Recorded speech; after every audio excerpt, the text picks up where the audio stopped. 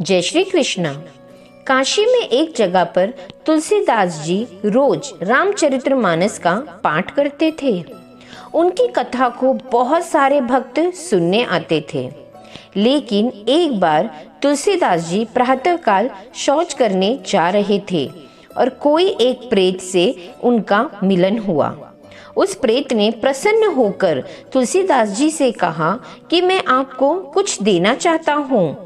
आपने जो शौच के बचे हुए जल से मुझे सींचा है तो मैं तृप्त हुआ हूँ। मैं आपको कुछ देना चाहूँगा। तुलसीदास जी बोले, भैया हमारे मन तो केवल एक ही चाह है कि ठाकुर जी का दर्शन हमें करवा दो। राम की कथा तो हमने लिख दी, गा भी दी, पर दर्शन अभी तक साक्षात नहीं हुए हैं। हृदय में तो होते हैं पर साक्षात नहीं हो पाए हैं। यदि दर्शन हो जाएं तो आपकी बड़ी कृपा होगी।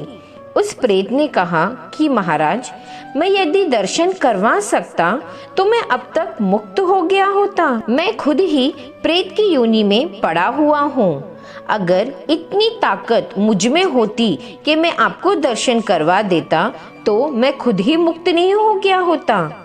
तुलसीदास जी बोले, फिर भैया हमको कुछ नहीं चाहिए।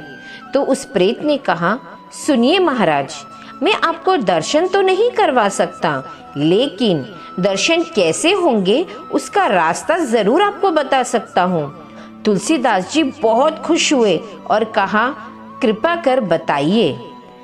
बोले, आप जहाँ पर कथा करते हैं वहाँ बहुत सारे भक्त आते हैं, पर आपको नहीं पता उसमें हनुमान जी भी रोज आते हैं। तो तुलसीदास जी बोले, कैसे, कहाँ बैठते हैं वो? तो उस प्रेत ने बताया कि वो कंबल ओढ़ के कोड़ी के रूप में सबसे पीछे बैठे रहते हैं।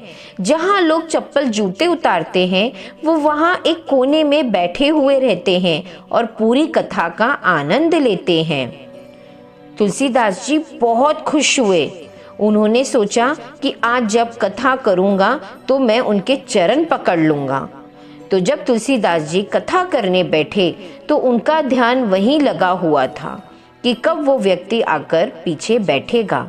जैसे ही वो व्यक्ति आकर बैठा, तुलसीदास जी फटाफट से उठे और जल्दी से कूदकर उनके पास गए और उनके चरण पकड़ लिए। वो व्यक्ति बोला कि महाराज, आप व्यासपीठ पर हो और मेरे चरण पकड़ रहे हो? मैं एक दीनहीन कोढ़ी व्यक्ति हूँ। मुझे तो ना कोई प्रेम करता है, ना कोई प्रणाम करता है, ना कोई मेरा स्पर्श करता है। आप व्यासपीठ छोड़कर मुझे प्रणाम कर रहे हो? तुलसीदास जी बोले कि महाराज, आप सबसे छुप सकते हो, मुझसे नहीं छुप सकते। अब आपके चरणों में बैठा रहूंगा। मैं आपके चरण तब तक नहीं छोड़ूंगा जब तक आप राम जी से मेरा मिलन नहीं करवाएंगे। जो ऐसा कहा तो हनुमान जी अपने दिव्य स्वरूप में प्रकट हो गए। आज तुलसीदास जी ने कहा कि कृपा करके मुझे राम जी से मिलवा दीजिए। अब और कोई अभिलाषा नहीं बची है। राम जी का साक्षात्कार हो जाए। हनुमान जी, आप तो राम जी से मिलवा सकते हो। अगर आप नहीं मिलवाओगे तो कौन मिलवाएगा?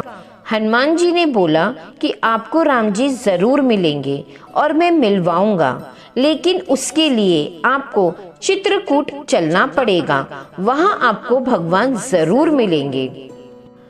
तुलसीदास जी चित्रकूट चले गए। मंदाकिनी जी में स्नान किया और कामदगिरी की परिक्रमा लगाई। अब घूम रहे हैं, कहाँ मिलेंगे, कहाँ मिलेंगे।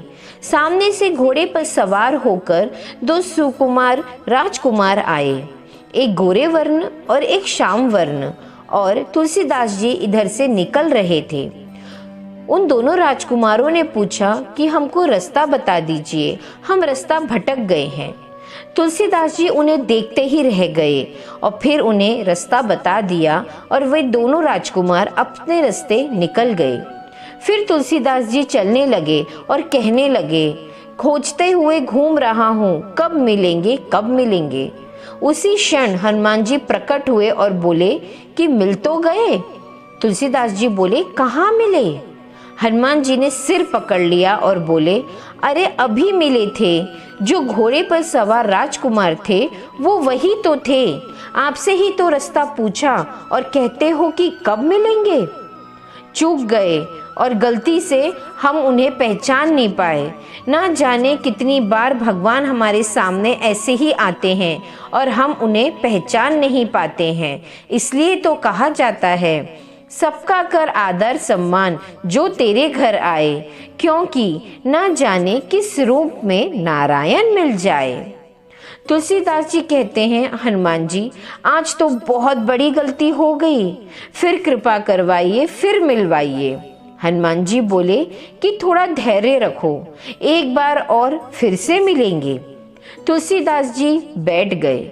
अगले दिन फिर उन्होंने मंदाकिनी के घाट पर स्नान किया। स्नान करने के बाद उन्होंने घाट पर चंदन घिसा। मग्न थे और गा रहे थे, श्री राम जय जय राम जय जय राम।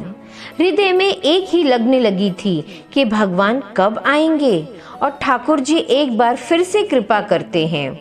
ठाकुर जी आ गए और कहते हैं, बाबा ओ बाबा, चंदन तो आपने बहुत ही सुंदर घिसा है, थोड़ा सा चंदन हमें भी दे दो, हमें भी लगा दो।